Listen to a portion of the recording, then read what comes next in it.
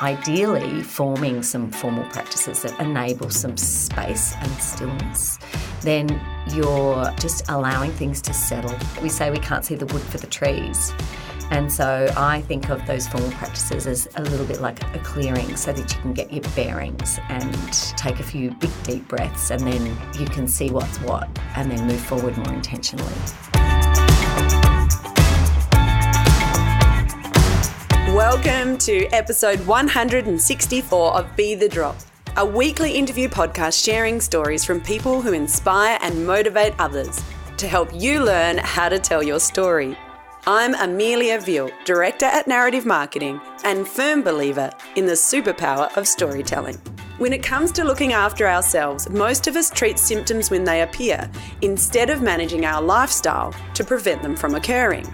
Stress management is one such issue that stops us from working effectively and enjoying time out of the office.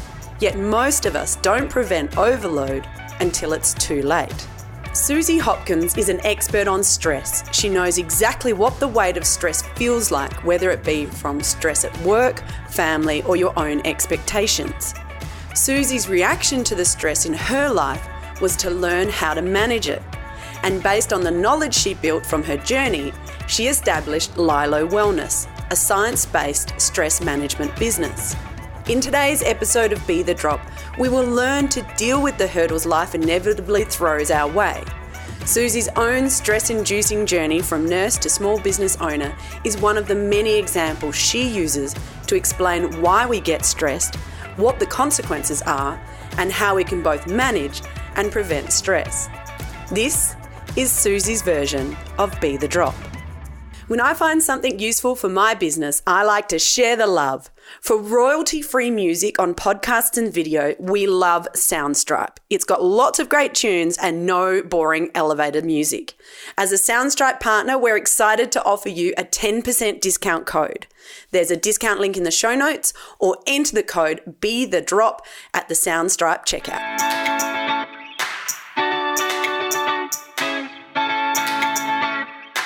Susie, thank you so much for joining me for our next episode of Be The Drop. That's my absolute pleasure.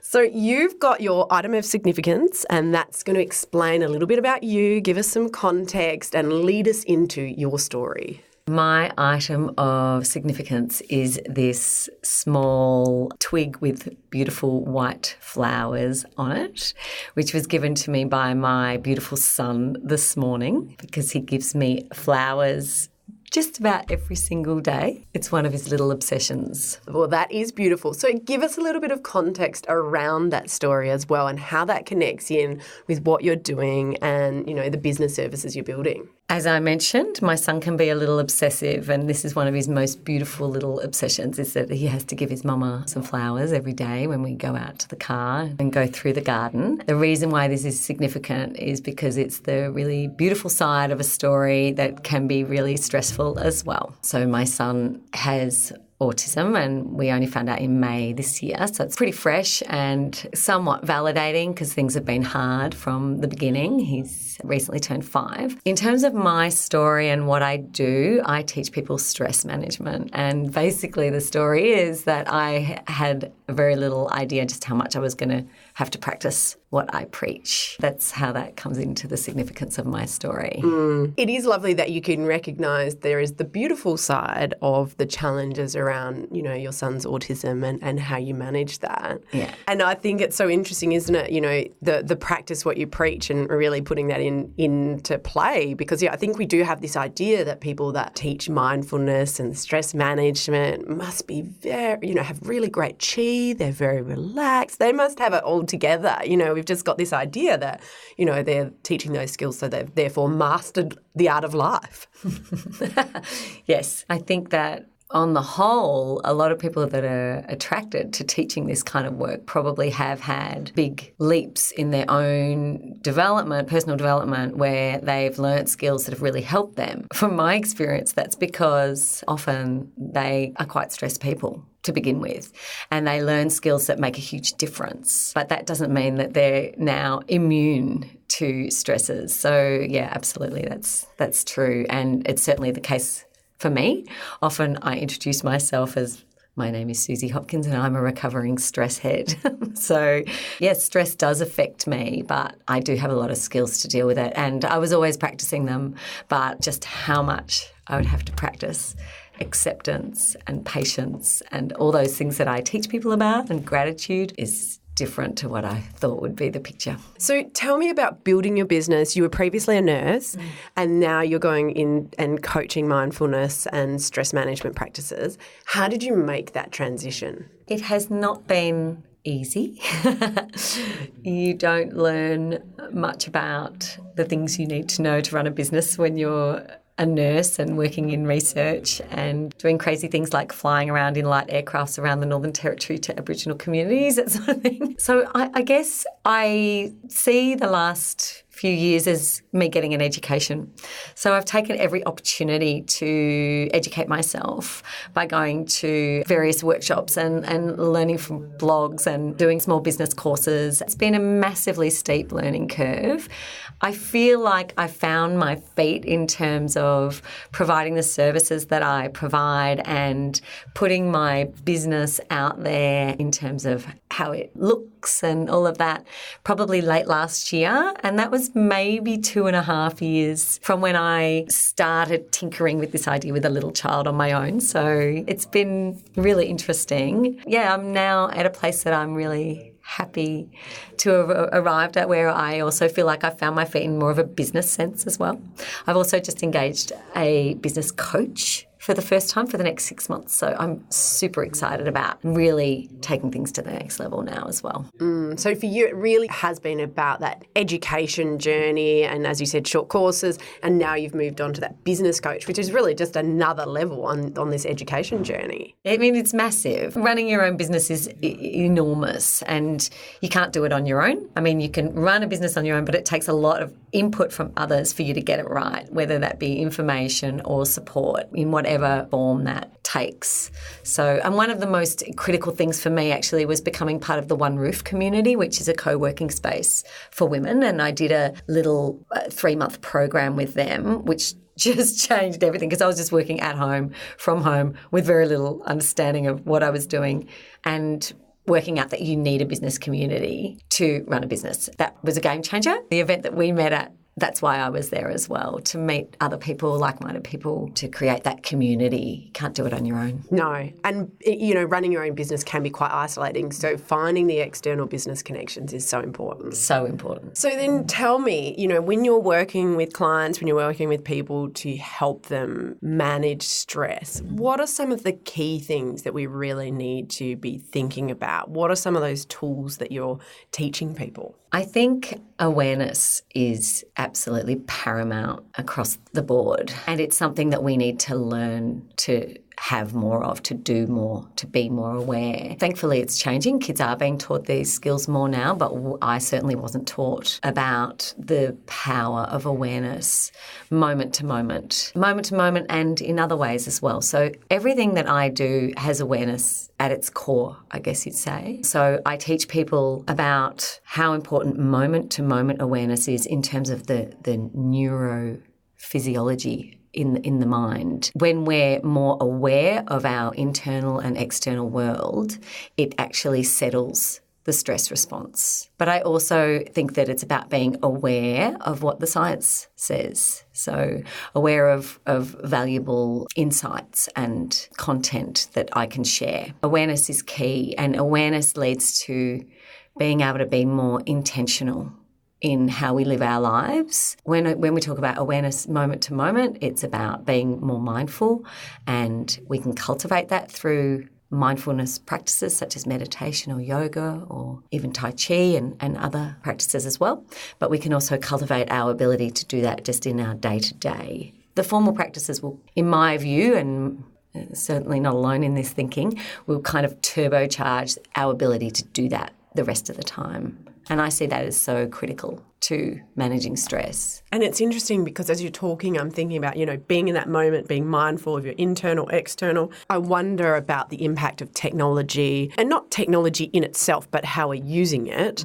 When, we're building this sense of immediacy, like we need to have information now. We're actually building a practice where people have expectations for immediate information. So if they're in a conversation and they're talking about something and they're unclear, instead of waiting and allowing that time in another moment, they're pulling out devices and looking it up. I find there's a stress associated with this requirement for things now.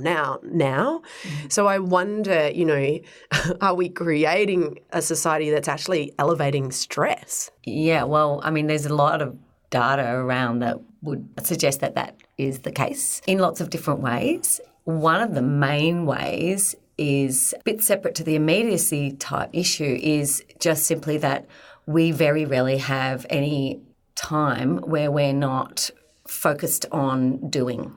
We don't sit on the bus and look out the window, and we don't sit in a doctor's surgery. I mean, even yes, we can look at a magazine, but it is different when we use technology. The amount of data that we are consuming is just phenomenally higher than it ever has been in ever before, and it's increasing all the time. And so we're having to go back to skills that have been around for millennia, literally, and they've never been more useful because of this, at its most simple, information overload. The amount of interactions that we have each day with other people, everything has just increased, and our brains are, many people would say, overloaded. Slowing things down is one of the biggest skills that you can learn to help you manage as well, which is so counterintuitive when you're busier than ever. And by ideally forming some formal practices that enable some space and stillness,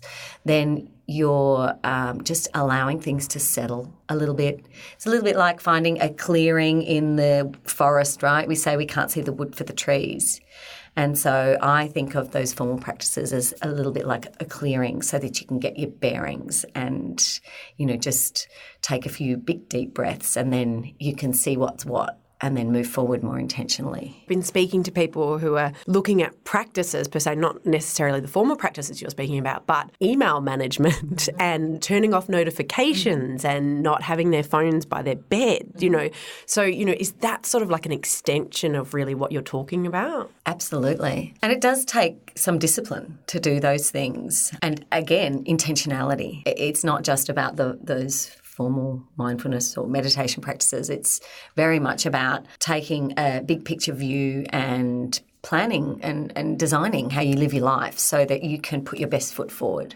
Hopefully live your life as much as possible to your full potential. Might sound a bit unrealistic or something, I don't know. But even in a business context, around productivity, if you're constantly being distracted from, different notifications or seeing email messages pop up, you're working on one thing and then you're jumping across because messages are coming in, this data overload is coming in, then that's going to negatively impact your productivity. No question. Absolutely. And those sorts of strategies people talk about a lot, but if you don't develop the ability to operate moment to moment with more awareness, and you're just on autopilot all the time, then you don't think to stop and turn your phone off and think, okay, hang on, I'm doing something where I need to be able to concentrate. I'm going to just shut everything out, physically or metaphorically, So the first piece really for me, I just always come back to trying to cultivate more awareness.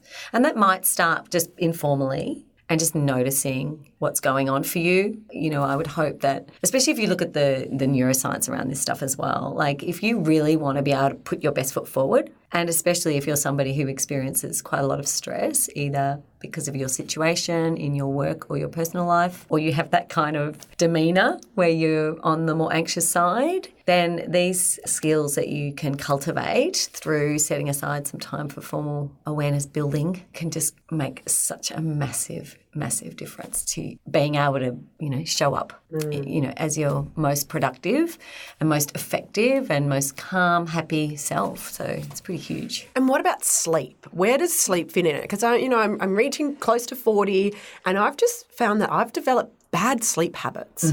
And so it's something I'm consciously aware of. And I really do think it's impacting my ability to be productive and efficient. But I know, so I need to, you mentioned the word discipline. I have to get better disciplined about that.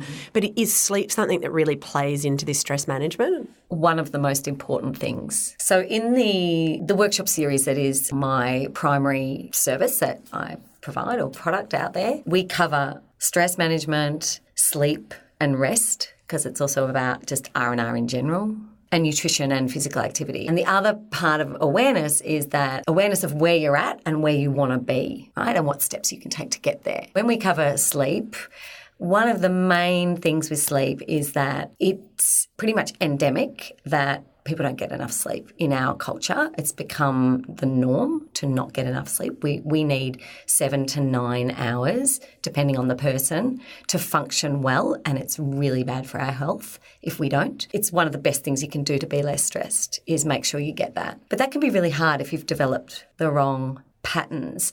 And, there's two sides to sleep. One is the wrong patterns, and then there's having difficulty sleep. So we'll just talk about developing the wrong habits and how to get out of that. But being intentional, working out when you're going to go to bed, probably more importantly, when you're going to get up, and working back from there so that you know that you're getting the right amount of sleep for you. But then you can't just go to bed at that time and turn the lights out and expect to go to sleep. They suggest 15 minutes every 3 or 4 days so that you're incrementally increasing how much sleep you're getting, because we do have these biological rhythms, right? And you need to be very intentional about it. You need to have low light for a little while before bed, ideally, like lamplight, turn off your screens, maybe have a nice warm shower, have a little ritual so that you can get your body into the habit of having that healthier circadian rhythm that is going to enable you to be able to function at your best. And see, it sounds so appealing to me. And I feel like I know this information, but I don't really understand why I'm not doing it. Why am I not implementing that? And I'm sure I'm not the only one. Yeah.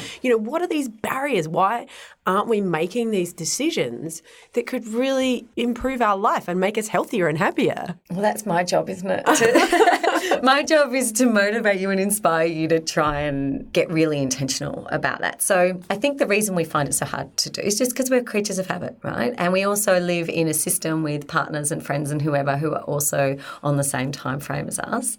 We have this expectation that we work when we work and we've got to get these things done. You need to, I guess, have a holistic approach and come to a point where you're going to prioritise yourself and realise that prioritising yourself is going to be really good, not just for you, but for everybody around you. Take steps to implement stuff. I mean, sleep is just one piece of the puzzle. It's a really, really, really important one. And you can absolutely just go to the Australian Sleep Foundation website and get really good information about how to ensure you can get into a good rhythm. The coaching process can be really, really helpful with this kind of stuff as well. So let me ask you, Amelia, why do you think it would be a good idea for you to get more sleep? Because it might stop me prematurely aging. I don't know. That's it. Absolutely. Yeah, also just because I feel like then there might be a better sense of grounding. I do well on my physical and nutritional health generally. I mean,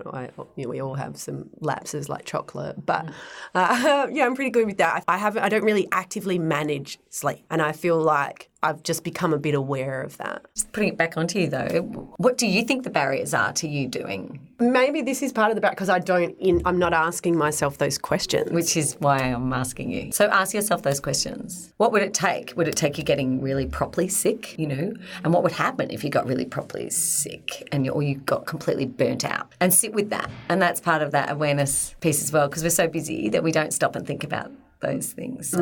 And the other thing that I think you spoke about as well is that it's really important to focus on self. Now, I run my own business. I've got 2 children and my husband's fly in, fly out. Self, me, doesn't get prioritised very often. And, I think that's a really common experience where we're busy and maybe even more so for women as well because of our nurturing the roles that we sort of, for better or worse, or whether we should or not, where we sort of fall into. I think there's also this thing that might be selfish. It's just all about putting your own oxygen mask on first, right? But it is societally, I don't think most, particularly women, operate that way unless, like myself, you get to the point where you know if you don't do all these things that it is going to impact those around you as much as it's impacting you. It's really just about being aware of that mindset and understanding completely that if you look after yourself,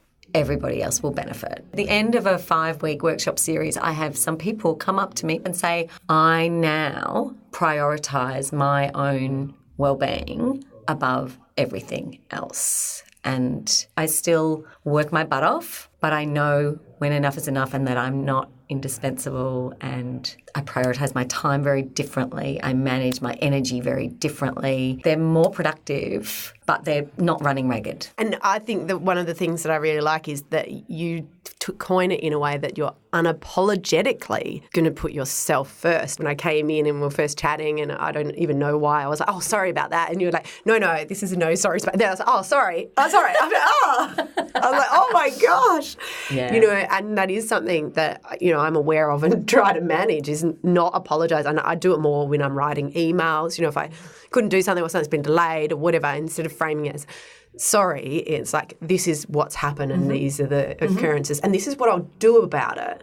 Yeah. And this is a female thing often too. One of the biggest benefits that I've had from, you know, what I've learnt along the way in terms of being more mindful, looking after my well-being as a priority is I don't really do guilt very much. So life is still stressful and there are times when I still have anxiety, and I used to have it really badly and thankfully not so much anymore. But there are times where it comes up. So life isn't perfect by any stretch and I still experience all those things. But I don't have that added layer of feeling bad about feeling bad. I don't feel guilty if I stuff up or something happens where I might feel inclined to say sorry. I'm really, with that awareness, I notice, I don't feel bad. Every now and then I wish I'd done things differently, but I don't get that deep sense of guilt, which is a really big issue for parents as well. Yeah, and carrying that around is a burden. Yeah. And it zaps your energy. Yeah, so it must be so liberating to not need to carry that load. Totally. And for you experiencing that, is that part of the motivation of why you want to share the content that you're sharing? Absolutely, no question. For most of my adult life, I had pretty significant at times depression and anxiety, and I see that as characterised by that negative self-talk. Perhaps there's people out there who don't have that much of that, but it can be quite under the surface as well. So you may not be that aware of how much beliefs and negative self-talk can be impacting you. And it's by bringing it into your awareness that you can just go, well, hang on a minute. I don't have to buy into that stuff and until it has very little power over you anymore. That was just so absolutely and completely liberating for me. And basically it was as if a switch was flicked and that voice went away, and absolutely motivating for why I share this info. Fantastic. Well, Susie, thank you so much for joining me. In conclusion, though, could you share your Be the Drop tips? I use a coaching process even if I'm doing a group workshop, because I think that by asking questions and getting people to tune in with where they're at, then we tap into that intrinsic motivation instead of here's the information, let that motivate you. You know, if you don't get that amount of sleep, it affects the expression of your genes, right? Which is true, but why is it important to you? And getting people to do exercises during those sessions where they're really reflecting, again, increasing that awareness of what's going on for them to do with the outside world. And then obviously I want my own personal story to inspire people too, that, you know, even if you do have a pretty stressful existence, you can still, as much as, you know, possible, because it varies from day to day, but you can still go out there and follow your dreams. And, you know, I'm running my own business. You know, at times it's hard to juggle, but there's no reason why the next person can't manage as well. Oh, fantastic. Thank you so much. That's my pleasure. Thanks for joining me for another episode of Be the Drop. Don't forget to subscribe in order to ensure you never miss out on one of our weekly episodes. Be the Drop is produced by Narrative Marketing, where we believe that stories connect individuals and that powerful storytelling can positively impact the world. To unleash your storytelling superpower, visit narrativemarketing.com.au or check out our social links in the show notes. To contact me directly with any specific comments you have, you can email me via amelia@narrativemarketing.com.au. And don't forget that whilst a task or challenge may seem overwhelming, a waterfall begins with one drop. And look what comes from that.